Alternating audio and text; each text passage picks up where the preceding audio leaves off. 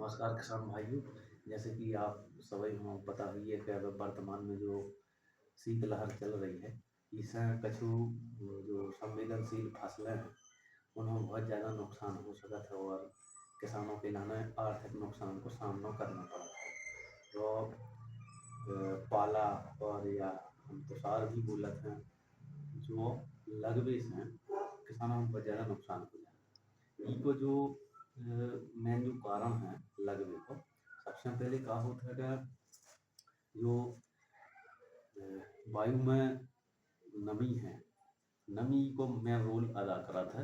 यदि जो temperature 0 degree Celsius या इससे कम हो जाता है तो का होता है कि जो वायुमंडल में नमी है या जो पेड़ पौधों पर ओस जमा हो जाता है या पत्ती या तना पे जो ओस रहता है वह जम के बर्फ को रूप ग्रहण कर ले, जिसकी वजह से का होता है कि जो उनके संवहनी ऊतक हैं, जाइलम है या फ्लोएम है, जिनसे रसारोहण करत हैं पौधा खाना लावे और ले जावे को काम करते हैं, वाहिनियाँ उनकी चोक हो जाए, जम जाती है। इस वजह से का होता है कि वे वहाँ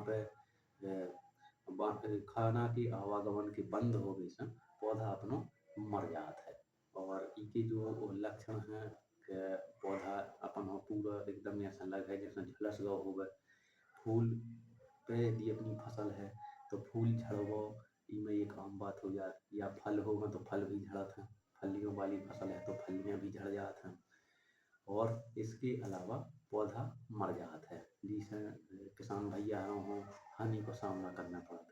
इसके अलावा कछु ऐसी फसलें होती हैं जो कि ज़्यादा संवेदनशील होती, उनमें फसलों में जो मुख्य रूप से फसलें हैं, मटर है, टमाटर है, अपने चना की हम बात करें तो चना है, कमों कमों सरसों में भी लक्षण हमें देखने को मिलता है। और अरहर भी अब ठाणी है सबैयों की, तो अरहर में बहुत ज़्यादा देखने के लाने मिला था। और सब्जी वाली जितनी फसलें हैं उनमें भी बहुत ज़्यादा पनो पाला या तुषार का जो प्रभाव देखने के लाने मिला था। इसके अलावा फलदार फसलों में हम बात करें तो जैसे आम है या केला है, अपनी जितनी फलदार फसलें इनमें भी बहुत ज़्यादा इनको लक्षण देखने को मिलत है। इसके अलावा हम जैसे बात करेंगे आदर्श परिस्थितियाँ कौन कौन सी हैं जिनमें पाला या तुषार लगने की संभावना होती है। तो ये खिलाने आदर्श जो परिस्थितियाँ जैसे तापमान जो रहता है अपना वायुमंडल को 0 डिग्री सेल्सियस या उससे कम हो जाए तापमान, तो पाला लगने की ज़्यादा संभावना होती है। आसमान एकदम जैसा साफ हो गए, ये कछु ऐसी परिस्थितियाँ हैं। इसके अलावा खेत में अपनी बिल्कुल नमी ना हो जा भी ये क्योंकि बहुत बड़ी परिस्थिति है कि इन परिस्थितियों में लग जाता है। इसके अलावा जैसे वायु है, वायु धीमी चल रही या एकदम बिल्कुल ही ना चल रही वायु, तो जो अभी उनको एक मेन कारण होता है। इसके अलावा हम कछु बात करें तो रोकने के उपाय हैं, कौन कौन से उपाय हो सकते हैं। उनमें सबसे पहले है जैसे सिंचाई। सिंचाई जो सबसे अच्छा और प्रभावी साधन माना जाता है। सिंचाई हमेशा सावधानी से, और जैसे अपन को लग रहा है कि दूसरे दिन पाला पड़ना है तो वो अपन को हल्की सी सिंचाई कर देना, ताकि खेत में नमी बनी रहे, जो पानी है नमी है वह खेत की जो तापमान है वो खेत में बरकरार रखा है, वो बाहर नहीं निकल दे। और एक बात और हम बताना चाहते हैं कि पाला जो पड़ा था रेडिएशन के कारण पड़ा था। जैसे सूर्य की धूप है, दिन में का होता है कि जितनी सूर्य की जो गर्मी वह जमीन सोख लेती, तो जमीन सोख लेती है। और यदि मौसम को साफ तो का होता है कि सारी जो गर्मी है जमीन में निकल जाता है आसमान में, फिर जमीन में गर्मी नहीं हो जाए तो टेम्परेचर डाउन होने के कारण पाला जल्दी पड़ता है। तो एक सिंचाई साधन होगा। उसके बाद में जैसे धुआं कर लो, खेत की मेड़ के चारों तरफ अपन ने ठाठ या घास फूस है या पुआल है या कंडे जलाते हैं, थोड़ा सा धुआं कर देगा। धुआं फैलने से का होता है कि जो टेम्परेचर है उसकी हानि नहीं होती है। टेम्परेचर ज़रूरत है मेंटेन होकर चला था टेम्परेचर खेत में। इसके अलावा हम बात करें जैसे आवरण बनाओ, जैसा कि सब्जी वाली फसलें हैं उनमें हम नर्सरी बोते हैं या थराव लगाते हैं, तो थराई में का होता है तो वो अपन ढक सकते हैं बोरा या फट्टी से या लकड़ियों की एक मड़ैया टाइप की बना के, ठीक है। तो उनको अपनों तुषार को पे नहीं पड़ पाती प्रभाव। इसके अलावा हम वायुरोधक वृक्ष लगा सकते हैं या बड़ी जो फसलें हैं जैसे ठंडी हवा आगे से हम रोक सकते हैं।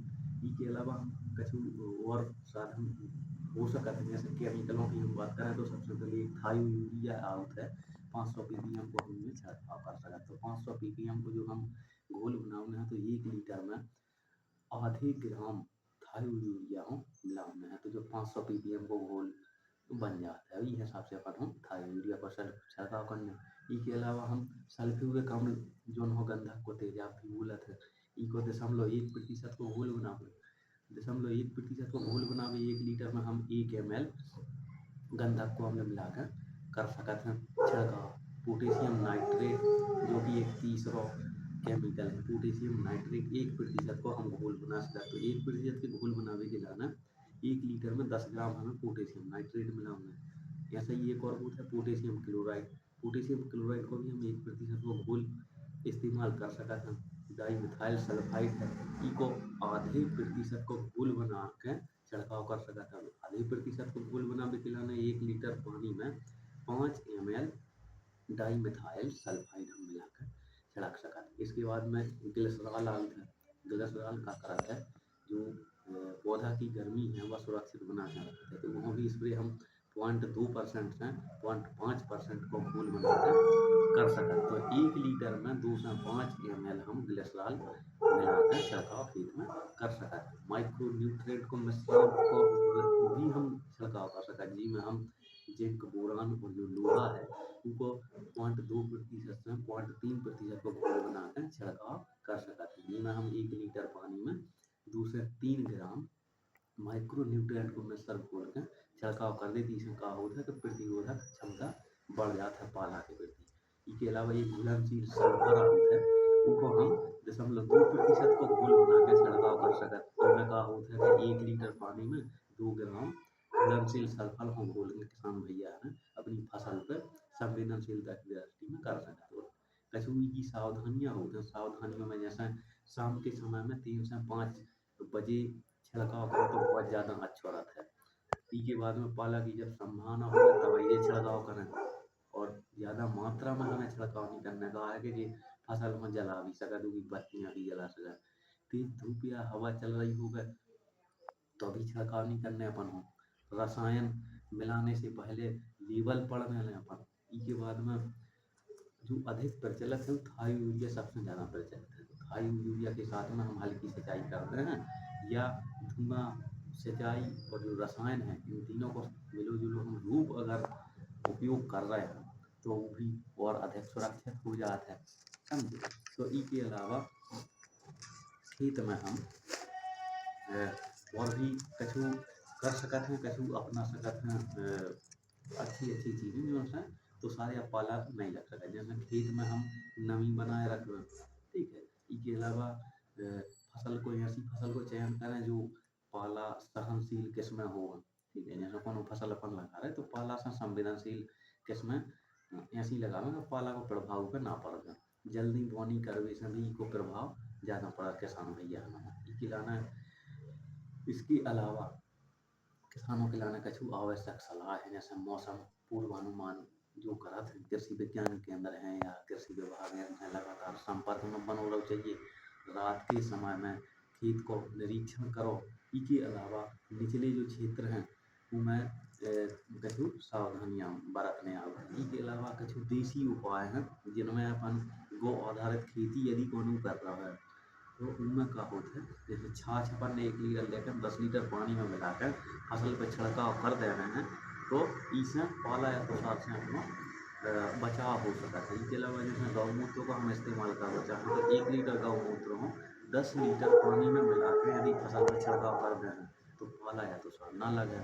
और यदि ऐसी कुछ संभावना दिखा रही है तो सुबह के टाइम पे जो लकड़ी की राख है अपनी बचत है आग जलावे के बाद में बस राख छिड़क दो जा है तो काहे पर नमी सूखत है और पाले के असर होकर है कम, तो सवेरे सवेरे पत्तियों पे लकड़ी की राख हम डाल सकते। तो कछु जो फसल के अवशेष हैं किसान भैया हैं पराली जलाते हैं, पराली अपन नहीं जलाने हैं।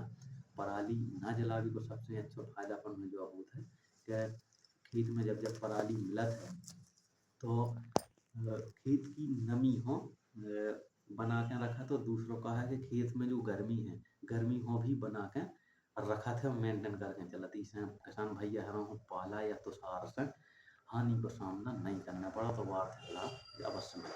सभी किसान भैया हरों को प्रणाम।